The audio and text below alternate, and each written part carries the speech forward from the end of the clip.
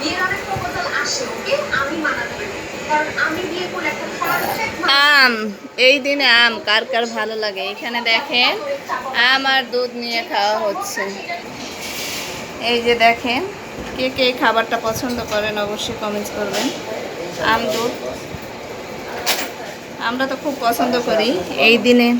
আম আর দুধ দিয়ে ভাত খাই। আমি প্রায় টাইমে খাই না, আমি খাবো না, আমি আজকে ভাত খাইছি। হ্যাঁ, আমি একটু শক্ত। এই যে দুধ আছে বয়মে, এইখানে আম দিয়ে দুধ দিয়ে ভাত খাওয়া হইতেছে।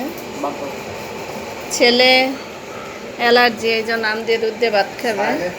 এই যে এখানে আরো 5 কেজি আম আনা হয়েছে। কয় কেজি? 6 কেজি। 6 কেজির বেশি আছে। 6 কেজির বেশি আছে। এ পাকা আম কার কার ভালো লাগে জানাবেন। সাবের আরো নে, আমি চাই নাই, সাইন চাইছি। এখান থেকে নে, নিছি তো।